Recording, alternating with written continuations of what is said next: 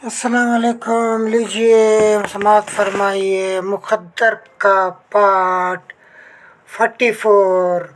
उम्मीद कि आप लोग खुश रहेंगे, हमेशा खुश रहिए और सुनते रहिए, एंजॉय कीजिए। आपसे माज़रत ख़्वाह हूँ, थोड़ा लेट हो चुका है, ज़रा अमेरिका में हूँ मैं, थोड़ा मसरूफ़ था 1 महीना 2 महीने। अब थोड़ा फुर्सत मिली है, इंशाअल्लाह कंटिन्यू करूँगा। लीजिए समाप्त फरमाइए मुक़द्दर का पार्ट 44। पार्ट दिलचस्प होते जा रहा है। अब पाशा यानी की शादी रुक चुकी है, अब यहाँ पर सब परेशानियाँ चल रहे हैं। लीजिए दुर्दाना के बारे में वो क्या क्या साजिशें कर रही, लीजिए समाप्त फरमाइए। शुरू करते हैं। दुर्दाना बहुत खुश थी, जहाँ भी हमले कर रही थी वहाँ से बड़ी हद तक कामयाबी हो रही थी। अगरचे पाशा काबू में नहीं आया था, लेकिन जलाली से गुफ्तगू होने के बाद यकीन हो गया था कि जलाली 10 लाख के लालच में इसे इसके हवाले ज़रूर करेगा। जलाली ने अपना नाम पता इसे नहीं बताया था। शहबाज दुर्रानी ने कहा, तुम्हें मालूम होना चाहिए कि इस वक्त पाशा किसकी पनाहगाह में है और तुमसे फ़ोन पर कौन गुफ्तगू कर रहा था। दुर्दाना बोली, वो पाशा से सौदा कर रहे हैं, अपनी बहन की शादी इससे कराना चाहते हैं। अगर वो राज़ी ना हुआ तो इसे मेरे हवाले कर देगा और मुझसे 10 लाख रुपए लेगा, और अगर पाशा इसकी बहन से शादी कर लेगा तब भी मैंने इस शख्स को लालच दिया है कि इसे 5 लाख रुपए दे दूँगी, लिहाजा वो कम से कम 5 लाख रुपए हासिल करने के लिए मुझसे रब्ता करेगा, अपना नाम पता बताएगा या 5 लाख लेने के लिए मेरे पास आएगा। तब मालूम हो जाएगा कि वो कौन है और कहाँ रहता है, और अब पाशा कहाँ है। तुम्हें मेरी मौजूदगी में गुफ्तगू करनी चाहिए थी, मैं तुम्हें गाइड करता। अगर तुमसे 50 लाख रुपए की ऑफ़र देती तो बहन की शादी को भूल जाता और फ़ौरन ही पाशा को हमारे हवाले करने पर राज़ी हो जाता। वो इसी गर्दन में बाहें डालकर बोली, हाँ मुझसे भूल हो गई, मुझे तुमसे मशवरा करना चाहिए था, आइंदा ऐसी गलती नहीं होगी। वो इसे गले लगाकर बोला, कोई बात नहीं, सुबह तक फैसला हो जाएगा। वो 10 लाख ले ले या 5 लाख, तुम्हें तो किसी भी तरह पाशा की पनाहगाह तक पहुंचना है, बस तुम पहुंच जाओगी। वो जल्दी से अलग होकर शहबाज से पूछा, क्या हुआ? मैं जज्बात में बहकर तुम्हारे क़रीब आ गई थी, मुझे मोहतात रहना चाहिए, मैं 40 दिन के बाद तुम्हारे क़रीब आऊँगी।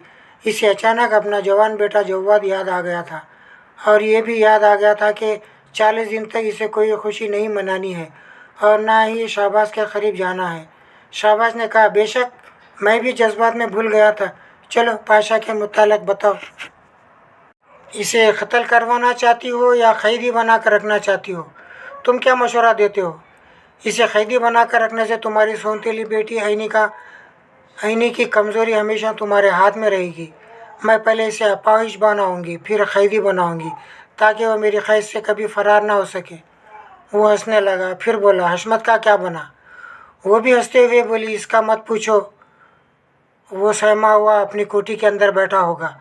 तुम्हारे आदमी बहुत ही काम के हैं, मैं जैसा हुक्म देती हूँ इसी तरह अमल करते हैं। उन्होंने कोठी के चारों तरफ ऐसी फायरिंग की है कि वो पूरी तरह दहशतज़दा हो गया होगा और यही समझ रहा होगा कि ऐसी एसपी ज़ीशान अपने आदमियों के ज़रिए इस पर गोलियां चला रहा है। तुम्हें इस बेचारे से हमदर्दी करनी चाहिए। फ़ोन पर इससे बात करो, एक तरफ से मार कर दूसरी तरफ से सहलाओ।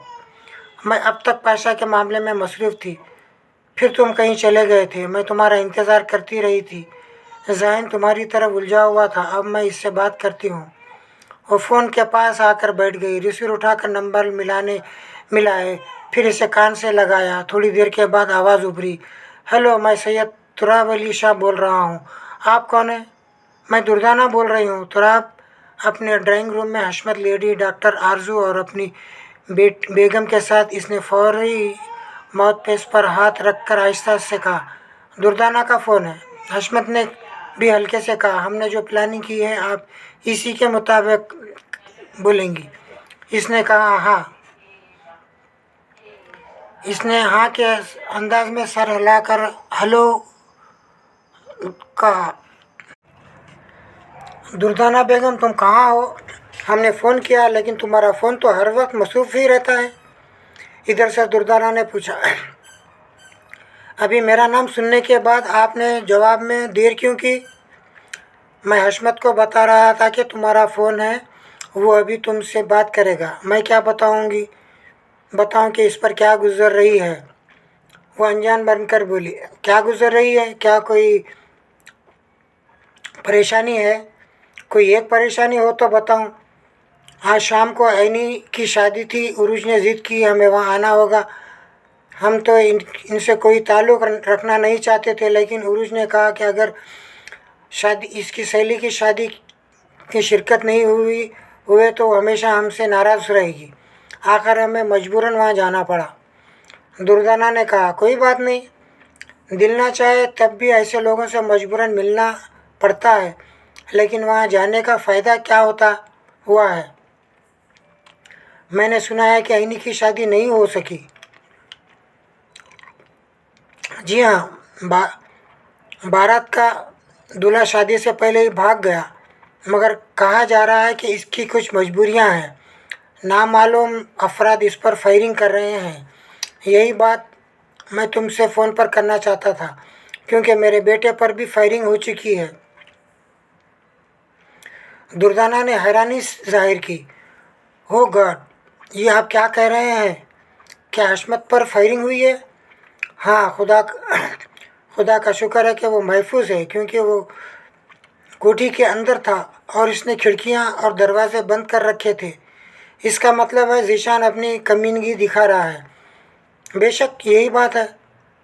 हम तो वहाँ आईनी के घर, हशमत ने फ़ोन पर बताया कि इस पर फायरिंग हो रही है, तो हम परेशान हो गए, वहाँ से आने लगे, लेकिन मैंने ज़ीशान को पकड़ लिया और इससे कहा, साफ कहो हमारी बेटी से क्या परेशानी है? अगर तुमने ऐनी के साथ कुछ बुरा किया तो इसे कितनी सज़ा दोगे? क्या इसे जान से मारोगे? तब वो कसम खाकर कहने लगा कि इसने हशमत पर गोलियां नहीं चलाई। वो बोली, वो झूठा और मक्कार है, दोहरी चालें चल रहा है। उरुज की वजह से आप लोगों से अच्छे ताल्लुकात ज़ाहिर कर रहा है, लेकिन दूसरी तरफ आपके बेटे को मारना चाहता है। तराब अली ने कहा, तुम ठीक कह रही हो, हम इसकी मक्कारियों को अच्छी तरह समझ रहे हैं, लेकिन बड़े मसले से काम लिया है कि मुझसे लाखों रुपये जुर्माने के तौर पर ले ले, या आईनी से कहे कि हशमत को अपने तरफ से कोई छोटी सी सज़ा दे, लेकिन इस तरह इसकी जान के दुश्मन ना बने।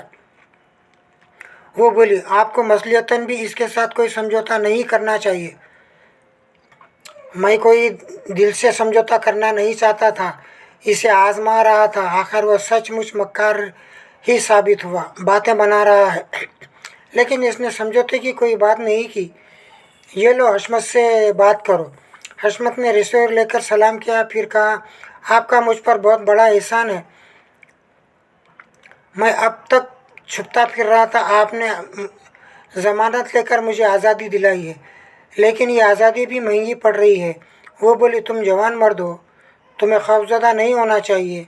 शैतान के लिए मशहूर है कि वह जान से नहीं मारता, मगर हल्कान करता है। अगर तुम पर फायरिंग करवा रहा है तो समझ लो कि सिर्फ दहशतज़दा कर रहा है। वो तुम्हें जान से नहीं मारेगा, लेकिन दहशतज़दा करते करते तुम्हें ज़हनी मरीज़ बना देगा। वो बोली, ज़हनी मरीज़ बनकर रहना मौत से बदतर है, मगर मैं ऐसा नहीं चाहता। मैं किसी तरह इससे नजात हासिल करना चाहता हूँ। वो मायने ख़ेज़ अंदाज में बोली, मैं तुम्हें नजात दिलाने के लिए बारे में ही गौर कर रही हूँ।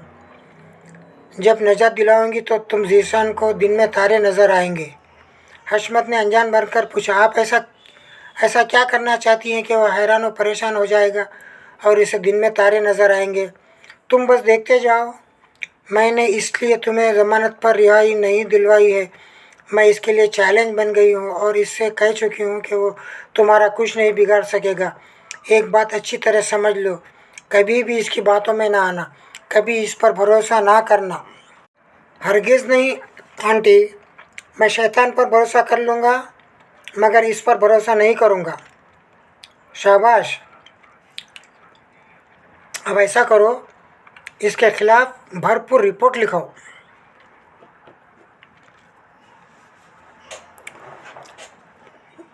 लिखो कि गिरफ्तारी से कबल तुम्हारी ज़मानत की गई थी।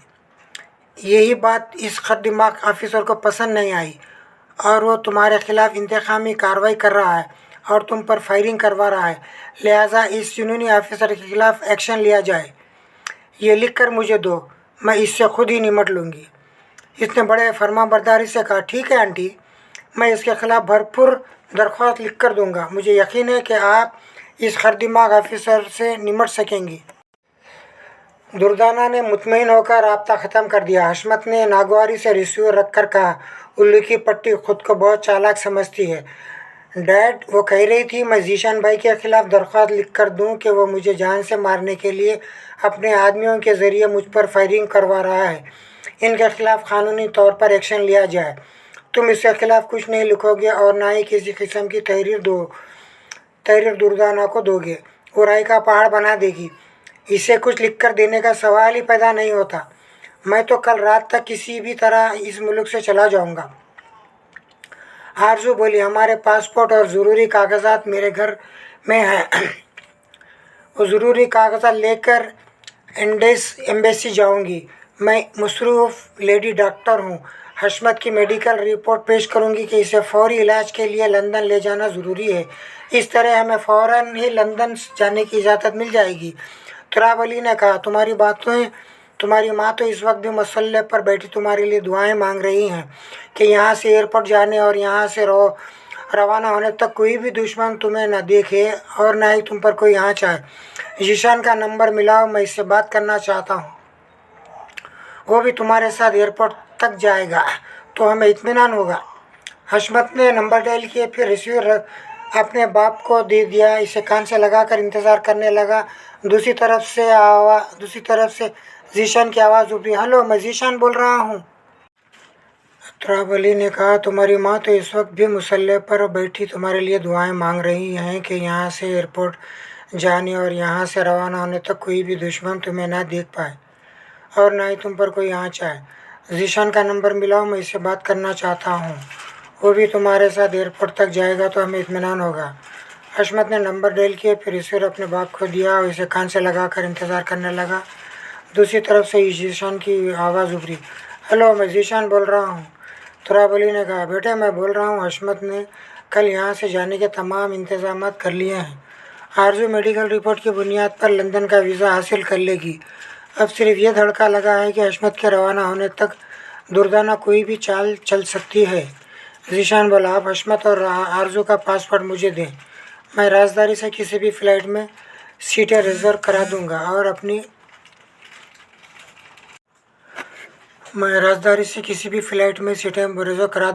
निगरानी में इन्हें एयरपोर्ट पहुंचा दूंगा। हशमत की सलामती मेरे लिए भी ज़रूरी है क्योंकि वो इसे कत्ल करके मुझे कातिल साबित करना चाहेंगे और मैं ऐसा नहीं होने दूंगा। आरजू कल किसी वक्त पासपोर्ट और दूसरे कागजात तुम्हारे पास ले आएगी। ठीक है, मैं इंतज़ार कर लूँगा। शब बखैर। इसने रिसीवर रख दिया। अस्मा बोली, आधी रात गुजर चुकी है। पाशा ने अब तक राब्ता नहीं किया है। हमें बेडरूम में चलना चाहिए। दोनों उठकर वहाँ से सीढ़ियाँ चढ़ते हुए अपने कमरे में जाने लगी। जीशान ने कहा, वो किसी बड़ी मुसीबत में ही गिरफ़्तार हो गया है, वरना आइनी और उरूज से ज़रूर रब्ता करता। मेरे आदमी इसे तलाश कर रहे हैं। अल्लाह करे कहीं इसका सुराग मिल जाए। दोनों आइनी के कमरे के सामने से गुजरने लगे तो आरजू ज़रा रुक कर देखने लगी। अस्मा ज़रा रुक कर देखने लगी। अंदर रोशनी थी। दोनों ही जाग रही थी और जागना इनके मुक़द्दर में था। इन्हें चंद नींद नहीं आ सकती थी। पता नहीं कितनी रातें पाशा के इंतज़ार में जागना था। वो इस्मा के साथ अपने बेडरूम में चला गया। कमरे के अंदर ऐनी की आंखें रो रही थी और उरूज का दिल रो रहा था। वो अपनी आंखों में आंसू को आने से रोक रही थी। ऐनी पर यह ज़ाहिर नहीं करना चाहती थी कि इसके होने वाले दूल्हे पर इसका भी हक़ है। अगरचे ऐनी इसकी और पाशा की मोहब्बत को समझती थी, फिर भी ऐसे वक्त दुल्हन का गम भारी होता है। इस वक्त अपने दूल्हे के लिए रोने का हक़ ऐनी को था।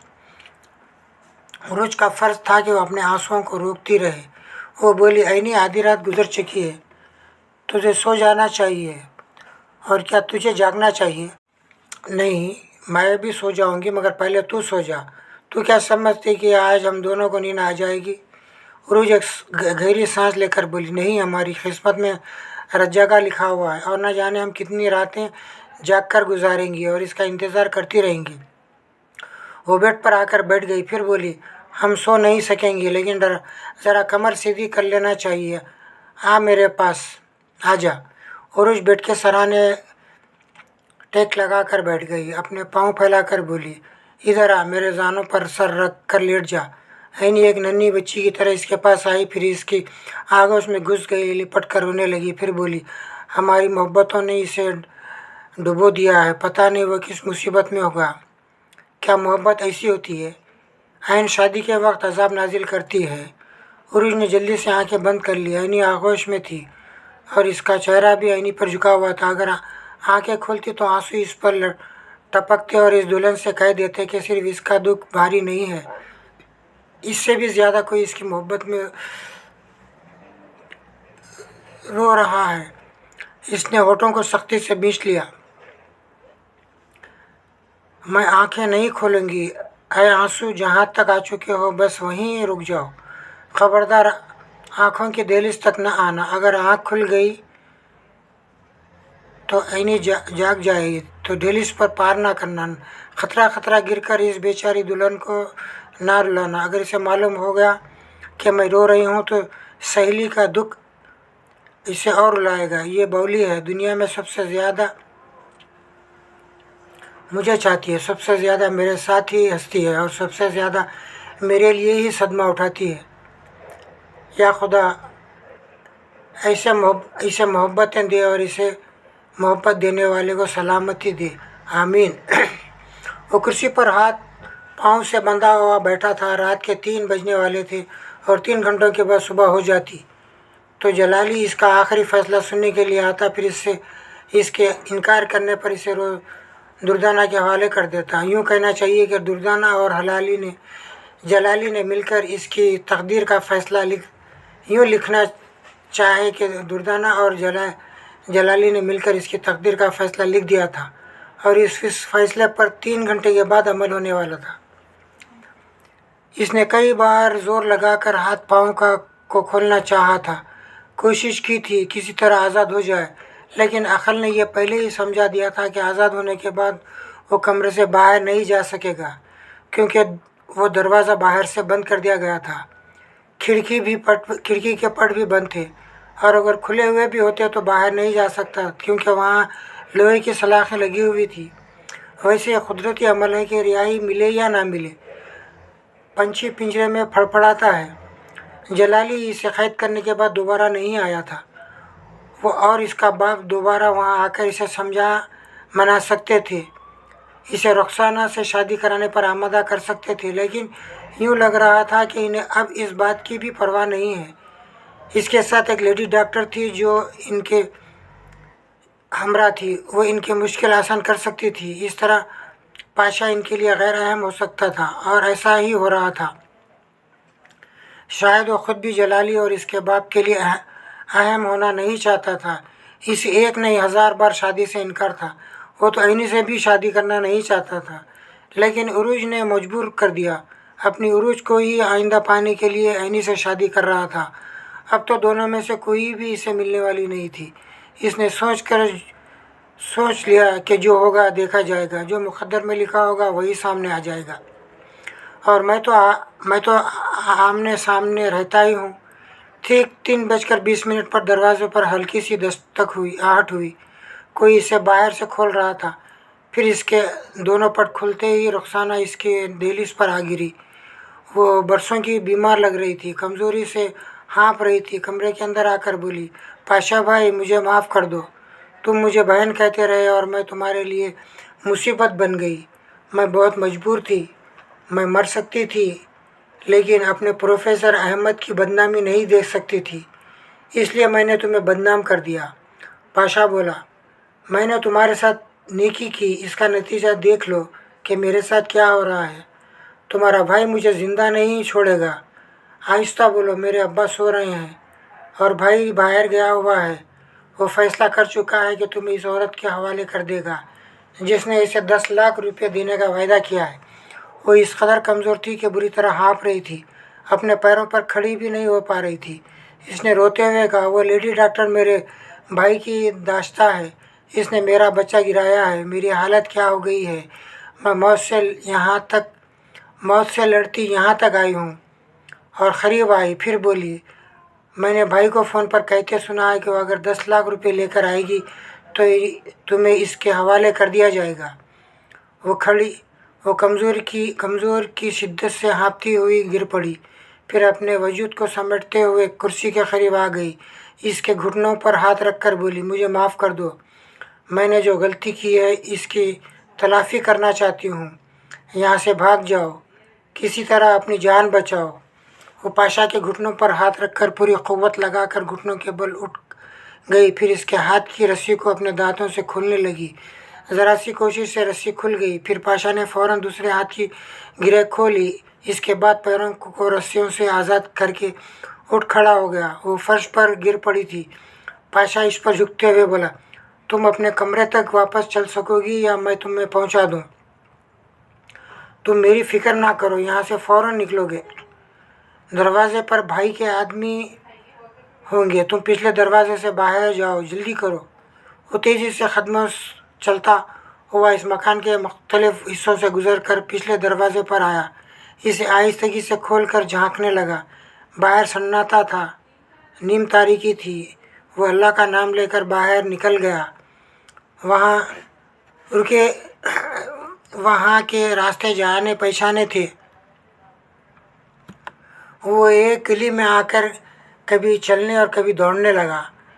मकान के अगले दरवाजे पर बैठा जलाली अपने हवारियों के साथ चरसी सिगरेट के कश लगा रहा था और दुर्दाना के ख़ास आदमी का इंतज़ार कर रहा था। ऐसे ही वक्त एक कार इसके मकान के सामने आकर रुकी।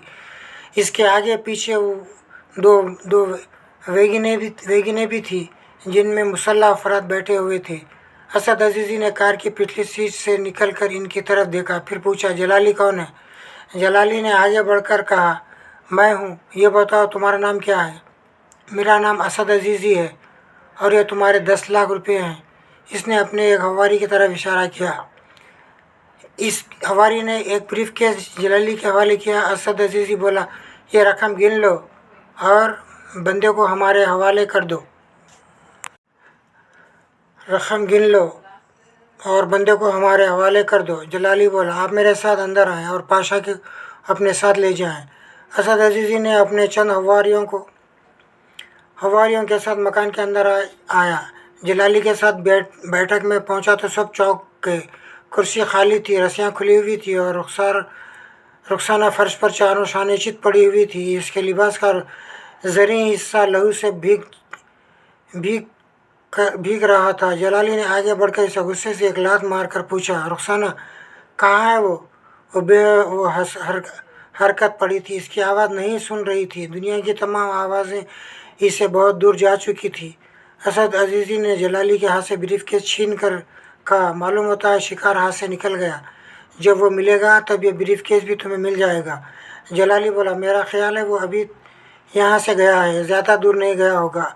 आप मेरे साथ चलें, आपकी गाड़ियों में इसका ताक़ब होगा तो वो ज़रूर हमारे हाथ आ जाएगा। वो सब दौड़कर बाहर आए। जलाली ने असद अजीज़ी के साथ गाड़ी में बैठकर अपने हवारियों से कहा, तुम में से जितने भी इन गाड़ियों में बैठ सकते हो बैठ जाओ, वो फ़रार हो गया है, इसका पीछा करना है। सभी इन 3 गाड़ियों में बैठ गए। फिर वो गाड़ियाँ वहाँ से चल पड़ी। पाशा कभी दौड़ता हुआ कभी तेज़ी से चलता हुआ इस इलाके से दूर निकल जाना चाहता था। इसकी कोई मंजिल नहीं थी, कोई जाए पना नहीं थी। इसने फौरी तौर पर सोचा कि खोखरा पार यहाँ से करीब है, जेब में अभी खासी रकम है, कोई टैक्सी रिक्शा मिलेगा तो बैठकर इधर जाएगा, फिर सरहद पार जाने की कोशिश करेगा, क्योंकि इस शहर में अब इसके लिए पनाह नहीं थी। कदम कदम पर दुश्मन फैले हुए थे। वो भाग रहा था और सोच रहा था कि हालात साजगार होंगे तो वो फ़ोन ख़रीदेगा, फिर आईनी उरूज से रब्ता करेगा, इनके हालात मालूम करेगा, इन्हें यकीन दिलाएगा कि वो मजबूर है, इनसे बहुत दूर जा चुका है, लेकिन जैसे ही हालात बेहतर होंगे तो वो इनके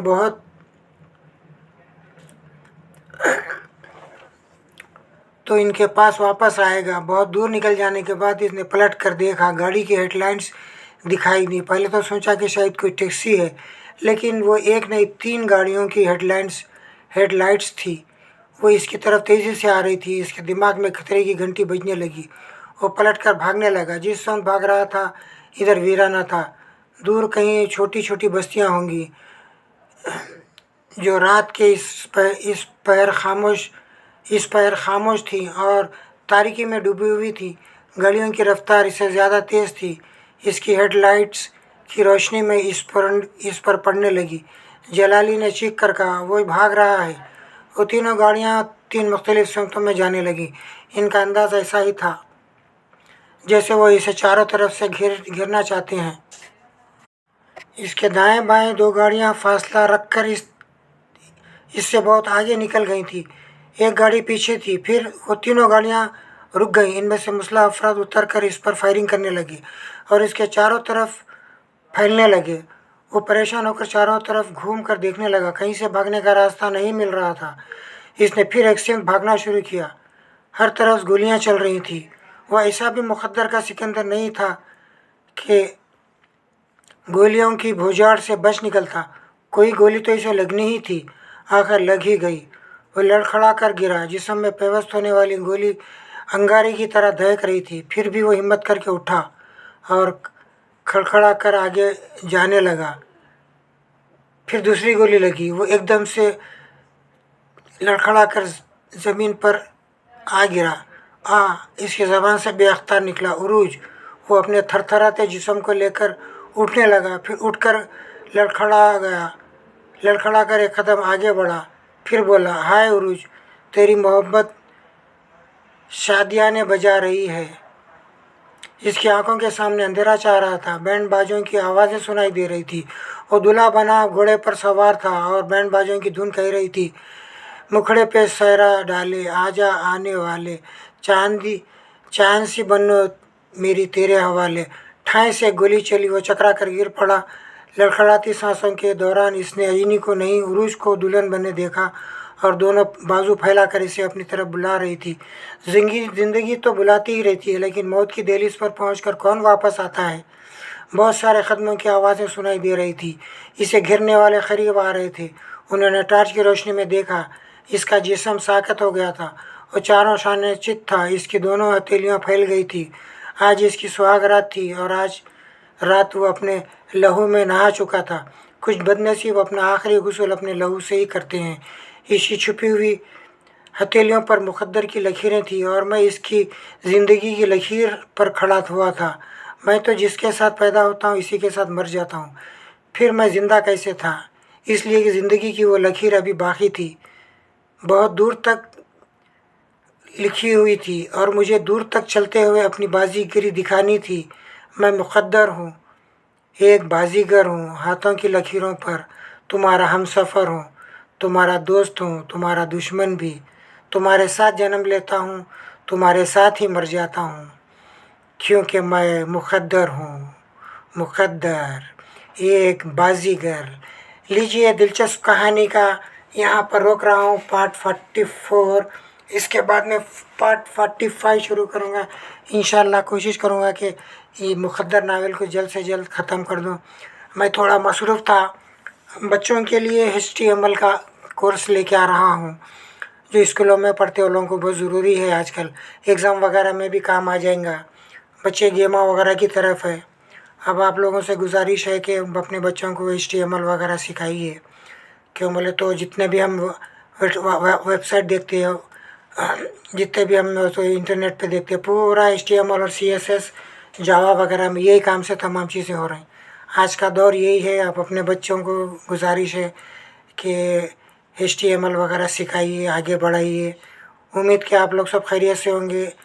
मैं ज़रा अमेरिका में हूँ, मसरूफ़ था, इसलिए ज़रा देर हो चुकी है। इंशाल्लाह कोशिश करूँगा जल्द से जल्द ये नावल को कंप्लीट करूँ।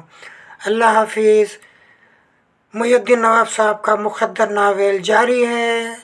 देखते रहिए, खुश रहिए, सब्सक्राइब कीजिए और शेयर भी कीजिए अगर अच्छा लगा तो। इंशाल्लाह ज़रूर जल्द से जल्द नावल अपलोड करूँगा। अल्लाह हाफिज़।